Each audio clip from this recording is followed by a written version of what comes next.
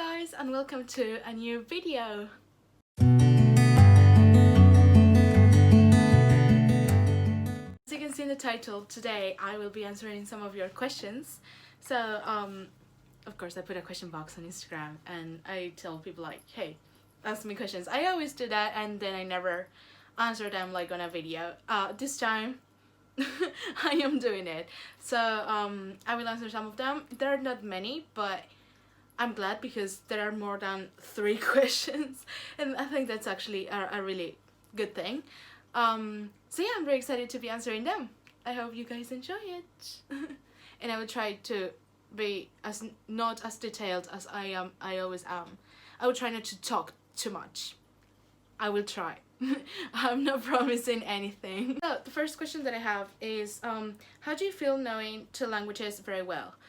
So it actually feels kind of good. I don't know actually how it does it feel. I mean, it's really cool.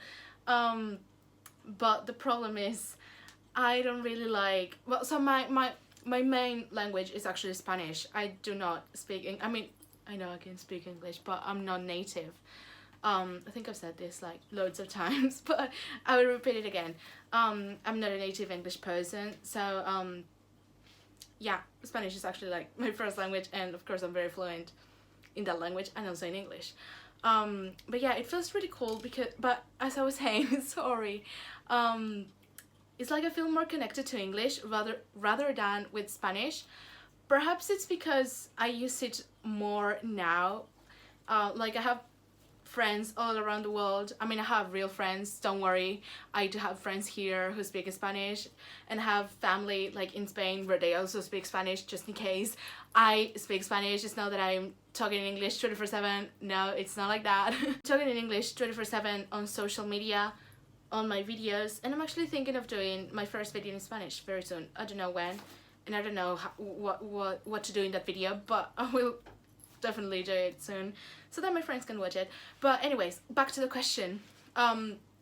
Sometimes I feel like, depending on the topic, I feel like sometimes I explain things better in English rather than in Spanish, and when it comes to like more complex topics, of course it's easier for me to do it in Spanish rather than in English. There are some words that I of course still don't know that are in English. Sometimes I really don't know how to say some things. I may be fluent, but I don't know everything about it, and sometimes I don't even understand it.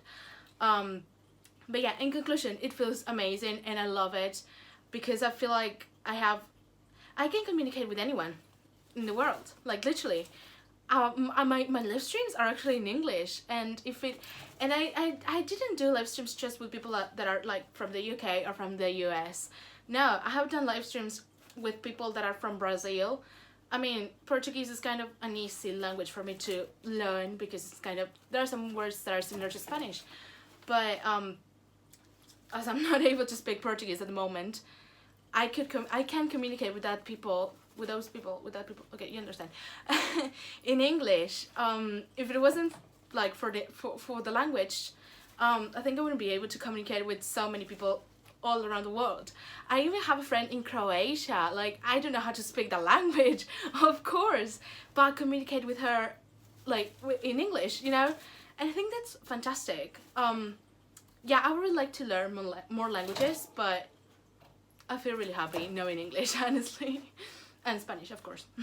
Next question. So the next question is tips for maintaining good mental health. We talked about this on today's live stream, actually, that I did with James Nicholson, who's an actor who was on the West End. He was in Les Mis, and I'm gonna kind of quote something that he said, that we all deal with things differently. I'm gonna tell you what actually works for me to maintain a good mental health, like for me to maintain my mental health, like kind of, you know, pretty good. So you may deal with that differently. Of course, we're not gonna have the same problems. Of course, if we have the same problems, we do not feel it the same way or with the same intensity because we're different people, and I think that's perfect. I mean, that's how it should be. So I'm gonna answer this by saying how I deal with it and how do I try to maintain a good mental health for me. This is what it works for me. It may work for you, and that would be great. But if it doesn't work for you, it's totally fine too. You will find like your ways of like maintaining a good mental health, or like getting better at it. I mean, that's not the right word, I think. But like, you know, feeling better and that stuff. As I said, we are all different and we all deal with things differently. This is what it works for me. It may not work for you, and that's totally fine, or it may work for you. Just let me know. What I do is kind of basic. I tend to, well, first of all, listen to music. And sometimes if I'm feeling like, I don't know, sad or angry, I like do monologues. I need to write them down because honestly they're so cool. But let's say I'm sad for no reason, and I start just like talking to myself. This sounds like I'm crazy, but I swear I am not crazy, people. I swear I'm not crazy. Oh gosh, this is so embarrassing. I'm so sorry. I'm so sorry. I do that. I start like, you know, talking to, like, it's so awful saying talking to myself, but you know, like talking to myself about like how I feel and why do I feel this way, and like I start talking about it. I create monologues. It sounds funny, but I create monologues, or I listen to music, or I always try to find songs. Like let's say I'm feeling sad, so I will find a song that kind of describes how I'm actually feeling, and I will kind of act it or like sing it 24/7. I hate myself, or like even write it down like on Twitter and that stuff. Also, something that is very helpful for me is writing down like how am I feeling, like having a journal. I kind of have a journal, but at the same time like I don't, and it's really weird, but that's very helpful for me. And sometimes like even it depends on the problem or like how I'm actually feeling, but also like talking to friends, I think that's very important for me, and that makes me feel like so much better. So I guess that would be my answer. I hope that's helpful, or that I answered your question. Okay, next question. If you could listen to one genre of music for the rest of your life, what would it be? And it can be musical theater. Okay, I can't choose just one. That's the problem. I don't know if I really don't know. I have to think about it like a lot. I don't know. I never thought about it. I never thought about this. How to think about it. I would probably say, I don't know if this counts as a genre, but like old music, like anything from the 80s or the 90s. Like, yeah, that would be, I don't know if that's not genre, but any music from that, from those times. Yeah, I would listen to that endlessly. Like, I would never get tired of it. So yeah, I guess that would be my answer. Okay, next question is, can you dress your pets up? I mean, I do not dress them like with fancy things, because I really don't have money to buy those. I mean, they sell them here, but they are freaking expensive. But my dog is like basically the only one that we can dress. Like not with dresses or stuff like that. Well, she's got like an outfit, which is like a t-shirt and a skirt, like jean, and in winter we put her like a sweater. I think my mom did that sweater for her.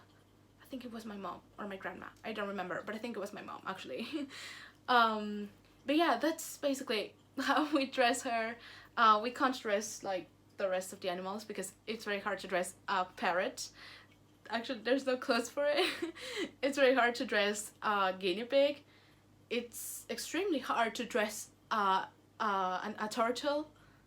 Yeah, I said it right. And it's even more harder to dress a fish. So my dog is the only one that we dress up sometimes. Now in summer, of course, she's not dressed up because it's extremely hot and she would feel like pretty uncomfortable. So yeah, that would be my answer. So next question, how do you get to do live Q&As with famous Broadway people? So not all the live streams that I have done are with Broadway people. I mean, most of them are not from Broadway, so yeah. But basically I just message them and like I ask them, like I introduce myself, because I mean they're gonna be like, who the hell are you? I've got like a whole script that I send it to everyone. The only thing that I change is the name, and that's it. But yeah, I basically just message them or like email them, it depends, you know. But that's how I do it. I mean, it's pretty easy. Not all of them accept doing this stuff. Most of them do, but some others don't. Yeah, that's my answer. I hope that it's helpful. Next question. How old are Elton and Phantom? So, of course, we don't know the exact date that they were born, but I always say like their birthdays are the day that we bring them home, for any of my pets actually, except for my dog, because we know her real date. But Elton, we brought Elton here on March 7th, if I'm not wrong. Yeah, I think it was March 7th. And Phantom came here in May. I think it was on the 25th. I have to check that out actually and I'll tell you. Searched it, and yeah, we brought him on May 25th. So I say that those are their birthdays. Oh, and Pandora, we brought her on August 10th, 2020. So these three, we brought them in 2020. And Olivia, we brought her on December 15th of 2015. I don't think she was a year old by then, because she was like extremely little, and she had no you know, like, I don't know how do you call it actually, but you know, she was like literally a baby. So maybe she wasn't born like exactly in December, like maybe a few months before or a month before, we don't really know.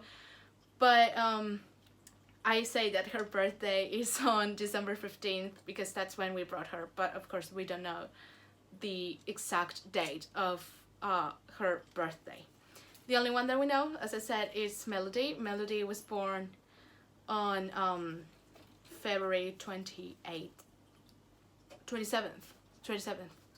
actually 27th, yeah. February 27th of 2019. So yeah, you didn't ask me for the rest, but I just had to say it. This question is basically what are my dream roles, basically, like in general. I got this question like a lot, so I will probably put it like all over the screen, like all the questions, but like literally everyone asked me that. So when it comes to theater, like straight theater, I would really love to play, I don't know why do I always choose like the hardest things, like I really don't know, but I would really love to play Lady Macbeth in, well, Macbeth. And I just love it. Everything's like so dark, and I just love those things, and I really love her character, and yeah, I think that's why I really want to play her. And then when it comes to musicals, I always say the same thing. I haven't seen many shows yet. I've seen a few, but like not so many. So from the ones that I've seen, I would say I would love to play Eponine in Les Mis. I mean, that sounds like pretty basic, but yeah. I would love to be in Phantom. I don't have a role in mind, like even just being in the ensemble or being a swing, I'm okay with it. I just want to be in the show. I don't care if I'm the lead or if I'm not, I don't really care. I just want to be in the show, that's it. And then I would really love to play Molly in Ghost, the musical, which I think that's gonna be a little bit harder because the songs are so much harder, but I love the story and I love that character so much. And my gosh, that musical is just, it's everything. It's freaking sad. It's freaking sad, but I love it. Oh, and I also would love to play, I don't know if you say, I don't know how to actually pronounce it, but like if I were to say it like in Spanish, it's Serena in Fame. I think you would pronounce it like Serena or something like that, but like in Fame. Yeah, I mean, I just relate so much to her, so that's also one of my biggest dream roles. So yeah, that's my answer to your question. So thank you all so much for watching my video, watching till the end. Like, I truly appreciate that. Not everyone does it, so it's very special to me. Well, thank you once again for watching the video. I hope that you guys liked it, and I hope I answered the questions pretty well. And yeah, I hope to see you on my next video. So yeah, take a lot of care and remember to wear a mask. Okay, bye bye.